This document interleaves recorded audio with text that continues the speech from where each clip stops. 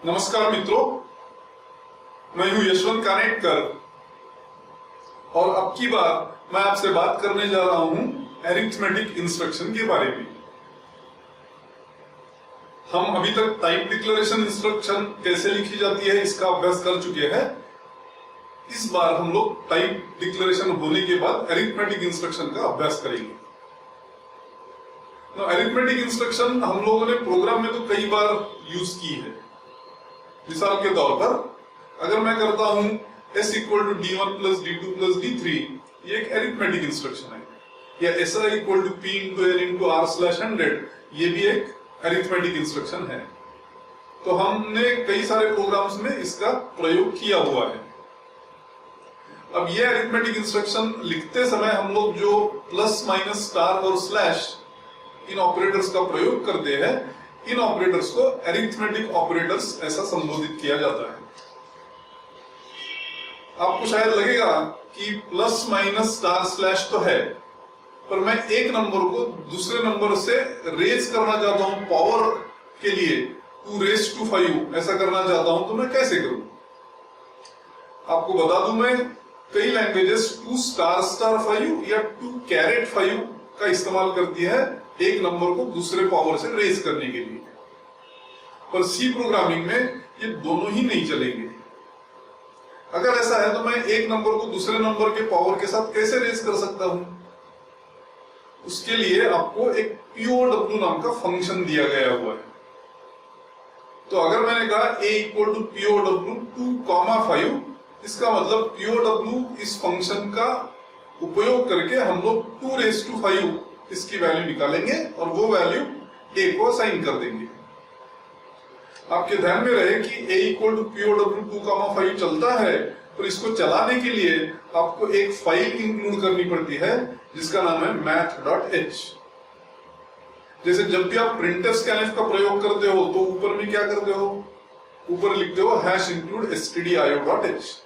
उसी प्रकार अगर आपके प्रोग्राम में मान लो आपने POW का वापर किया तो आपको ऊपर लिखना पड़ेगा #include math.h। तो one number raised to another can always be done using what? The POW function। और अगर मैं I equal to J into K plus 3 करता हूं तो ये बिल्कुल मुमकिन है, पर अगर मैं J into K plus 3 equal to I करने जाता हूं वो नहीं चलेगा। वो क्यों नहीं चलेगा? क्योंकि ये बहुत इंपॉर्टेंट है, समझ ले अच्छे से कि इक्वल टू का मतलब प्रोग्रामिंग लैंग्वेजेस में होता है असाइन टू। इक्वल टू का नॉर्मल अरिथमेटिक का मतलब मत लीजिए, जिसमें हम लोग सोचते हैं इक्वल टू मतलब left hand side is equal to right hand side. वो नहीं चलता है। आपको क्या सोचना है इक्वल टू के बारे में कि इक्वल टू ये असाइनमेंट ऑपरेटर है।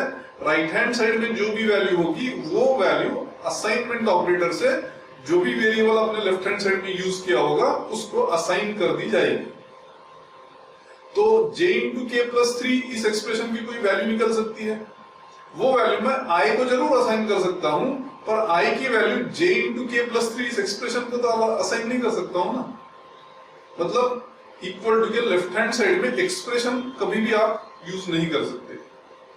उसी प्रकार अगर मैं I इक्वल टू 3 करता हूं तो ये मुमकिन है, और अगर मैं 3 इक्वल टू I करने जाता हूं तो वो नहीं चलेगा, क्योंकि I की वैल्यू 3 को असाइन नहीं हो सकती है, क्योंकि 3 तो एक कांस्टेंट है ना, उसको नई वैल्यू आप कैसे देंगे? इसका मतलब यह है कि left hand side of equal to भी क्या हो सकता है? सिर्फ वेरिएबल हो सकता है, कांस्टेंट नहीं चलेगा, एक्सप्रेशन भी नहीं चलेगा left hand side of equal to भी। आखिर में अगर मैं करता हूं a equal to b into C plus d, जो कि नॉर्मल अरिथमेटिक में इस एक्सप्रेशन को माना जाएगा, ये C प्रोग्रामिंग में नहीं चलेगा। अगर आपको b multiplied by C plus d करना है तो आपको स्टार का उपयोग करना पड़ेगा। जब तक आप स्टार लिखोगे नहीं तो स्टार अज्यूम नहीं किया जाएगा। मतलब कोई भी ऑपरेटर वहां मौजूद है ऐसा माना नहीं जाएगा। अगर आपको कोई ऑपरेशन चाहिए तो ऑपरेटर आपको जरूर मेंशन करना पड़ेगा। ऑपरेटर कोई भी अज्यूम किया नहीं जाएगा। अब ये जो अरिथमेटिक इंस्ट्रक्शन होती है इनके 3 प्रकार होते हैं। एक है इंटीजर मोड अरिथमेटिक इंस्ट्रक्शन, दूसरी है रियल मोड अरिथमेटिक इंस्ट्रक्शन, और तीसरे को कहते हैं मिक्स्ड मोड अरिथमेटिक इंस्ट्रक्शन। अगर मैं कोई वेरिएबल्स यूज करता हूं ए बी सी जो कि इंटीजर है, और फिर मैं लिखता हूं c equal to a star b plus 5 mod 6 minus b plus 14, तो मैं सारे इंटीजर्स यूज कर रहा हूं इसमें। a और b और c ये इंटीजर वेरिएबल है, और बाकी जो कांस्टेंट्स है 5, 6, 24 ये सारे इंटीजर कांस्टेंट्स है। मतलब जब भी मैं ऐसे टोकन्स यूज करूं जिसमें सारे ही इंटीजर्स है, तो वो क्या बनेगा? Integer mode arithmetic instruction.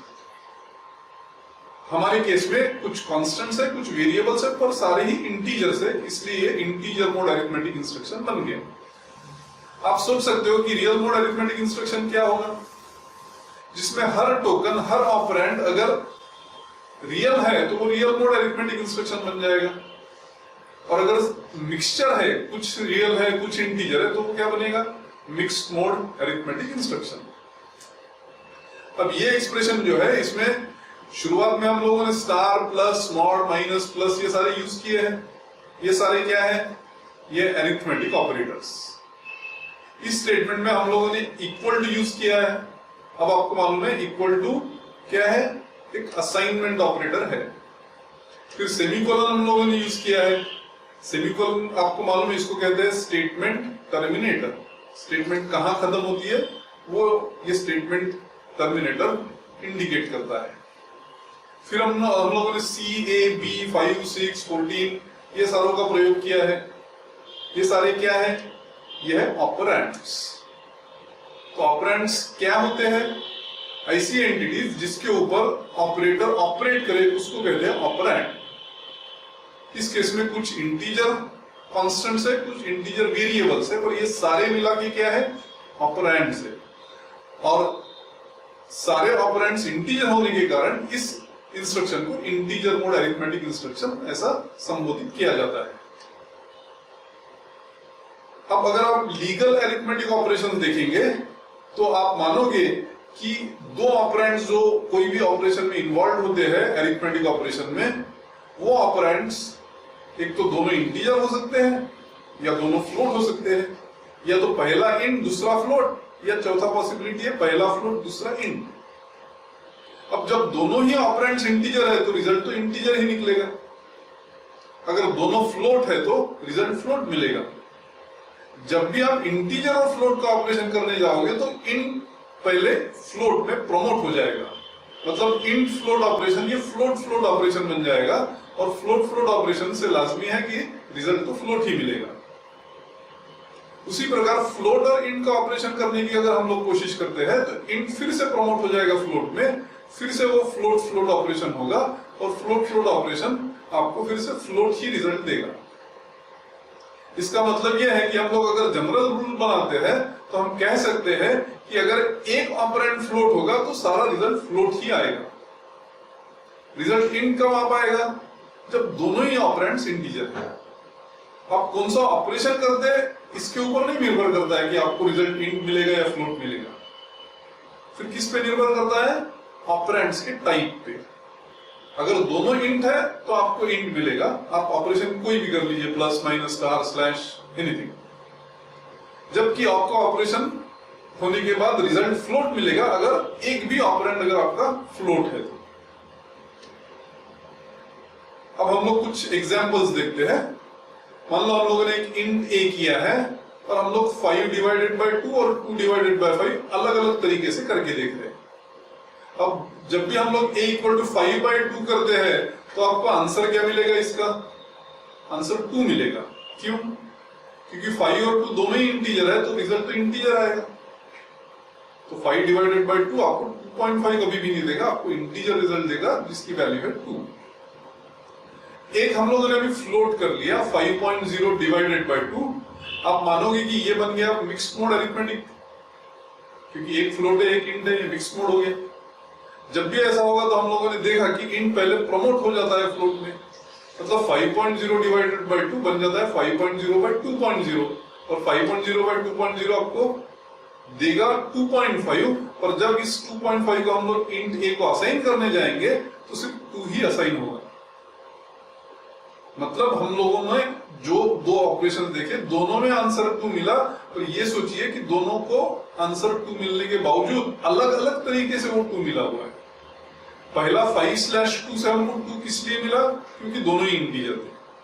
जबकि दूसरे में 5.0 डिवाइडेड बाय 2 क्या बन गया, 5.0 डिवाइडेड बाय 2.0। हम लोगों ने 2.5 ऑब्टेन किया, पर जब उसको हम लोगों ने इंटीजर को असाइन किया तो वो 2.5 ट्रंकेट होकर 2 में तब्दील हो गया और वो 2 ए को असाइन हुआ।